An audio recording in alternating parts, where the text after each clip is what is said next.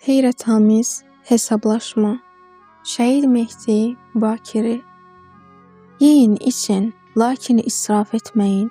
Şübhəsiz ki, Allah israf edənləri sevməz. Əraf surəsi 31. Babam Təbrizdən Tehrana bizə qonaq gəlmişdi. Uşaqlar hacı babalarının gəlişinə elə sevinirdilər ki, muştuluq yerinə uçmağa qanad gəzirdilər. Babamın yaşı biraz keçsə də, uşaqlarla elə şirin dil tapırdı ki, ona aşiq idilər. Maşallah, yorulmaq nə olduğunu bilmir, uşaqlar əl çəkməyənə qədər o da yorulmurdu. Ağacan, Mehdiyə, gəlin yemək hazırdır, süfrəni açıram.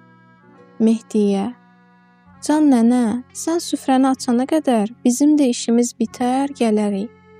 Mehdiyə bunu deyən kimi, babam zarafatla qaşlarını çatdı. Belə oldu balam, hər işi nənən görsün, biz də haziri naziri olaq. Tez olun görək, süfrəni bəzəmək bizliydi, qaçdıq. Babam həmişəki kimi işi oyuna qataraq, uşaqları kömək etməyə həvəsləndirirdi. Süfrə açıldı, hamı əllərini yuyub yeməyə oturdu. Mehdi ilə Mehdiyə yeməklərini tələsik yeyib bitirdilər. Yeməyini yaxşıca çeynəməyə adət etmiş babam isə hələ də yeyirdi. Uşaqlar analarına təşəkkür edib süfrədən qalxdılar. Babam Mehdinin və Mehdiyənin boşqabındakı düyü qırıntılarına bir nəzər yetirib dedi. Gəlin, zəhmət olmasa Əliyə zəng elə, de ki, qızıl dükanından tərəzisini gətirsin. Tərəzi nəyə lazımdır, ata? Babam gülümsədi. İşimiz var, bir də zəhmət olmasa, uşaqların boşqabının və ətrafındakı düyülərin şəklini çək. Zəhra xanım təəccüblə baş üstə dedi və babasının dediklərini etdi. Əslində, o bilirdi ki, babam heç bir işi hikmətsiz görməz. Ona görə də məsələnin nə yerdə olduğunu maraqla gözləyirdi. Axşamüstü Əli işdən qayıtdı. Salam ata, bu da tərəzi, yoxsa xəzinə tapmısınız? Babam güldü. Xəzinədən də dəyərlidir oğlum. Sonra Mehdi ilə Mehdiyəni çağırdı. Uşaqlar, bura gəlin. Sizinlə işim var. Gəlin, mənə 10 dənə çiy düyü dənəsi gətirə bilərsən? Zəhra xanım düyüləri gətirdi. Hamı babamın başına toplandı. İndi bir hesab aparacaq. Görək bu 10 dənə çiy düyü neçə qramdır. Babam düyüləri qızıl tərəzisinə qoydu. Çəkisi cəmi 1 qram oldu. Sonra Mehdiyə tərəf döndü. Balam, get hesab maşınını gətir. Mehdi yüyürüb gətirdi. Baxın uşaqlar, 1 kiloqram 1000 qramdır. 10 dənə düyü 1 qramdırsa, deməli 10.000 düyü dənəsi 1 kiloqram edir. Mehdiyə xanım, İranın əhalisi nə qədərdir? Təxminən 85 milyon. Afərin. İndi fərz edin ki, 50 milyon İranlı gündə 1 dənə düyü yeyir. Hərəsinin boşqabında cəmi bircə düyü dənəsi qalsa, gündə 50 milyon düyü dənəsi israf olar. Babam hesab maşınını götürüb davam etdi. Gəlin görək 50 milyon düyü neçə kilo edir. Onlar 5000 kilo, yəni gündə 5 ton düyü israf olur.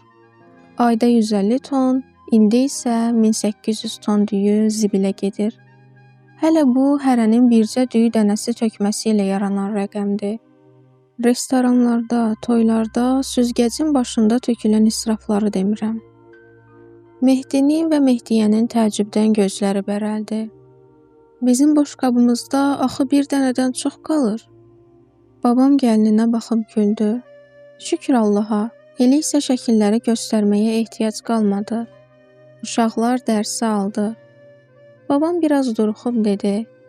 İndi qoyun sizə şəhidlərdən danışım. Cəbhədə Mehdi Bakiri adında bir komandirimiz var idi. Diviziyanın məsullarından biri danışırdı ki, bir gün Ağa Mehdi məni çağırdı. Yanına gedəndə gördüm ki, bir kisənin yanında dayanıb. Bir əli ilə kisəni tutub, o biri əli ilə qurumuş çörək parçalarının arasını eşələyir. Salam verdim, cavabımı verdi. Sonra kisədən bir parça çörək çıxarıb mənə göstərdi və soruşdu. Qardaş, bu çörəyi yemək olar? Bəli, ağa Mehdi olar. Yenə də əlini kisəyə salıb başqa bir parça çıxardı. Bəs bunu? Başımı aşağı saldım. Cavab verə bilmədim. Ağa Mehdi davam etdi. Allah bəndəsi, bəs niyə küfranə neymət edirsiniz? Bilirsiniz ki, bu çörəklər arxa cəbhədən bura hansı əziyyətlərlə gəlib çatır? Allah qarşısında nə cavab verəcəksiniz? Bəli, balalarım, biz israfdan qaçmağı o şəhid komandirlərdən öyrənmişik. Başqaları da belə idi. Bir döyüşçü danışdı ki, bizim komandir nahar vaxtı çadırların ətrafını gəzib, uşaqların atdığı çörək qırıntılarını toplayıb yeyirdi. Soruşanda ki, yemək var, niyə belə edirsiniz? Deyirdi. Bunları insanlar əziyyətlə hazırlayıb göndəriblər. İsraf etmək düzgün deyil. Bax, belə diqqətli olduqları üçün Allah onlara şəhadət və uca məqam nəsib etdi. Uşaqlardan biri yuxuda görmüşdü ki, cənnətdə mələklər böyük bir sürətlə möhtəşəm bir qəsr tikirlər. Soruşmuşdu ki, bu kimin üçündür? Demişdilər. Mehdi Bakiri bu yaxınlarda bura gələcək. Doğrudan da bir neçə gün sonra o şəhid oldu. Şəhid olmazdan biraz əvvəl rasiyada səsi gəlirdi. Şəhid Əhməd Kazimiyə deyir. Əhməd, kaş burada olaydın, görəydin bura nə səfalı kənddir. Gəl, tamaşa elə. Rəhbərimiz buyururdu ki, orada hər tərəf top tüfəng idi. Bir saat sonra da Bakiri şəhid oldu.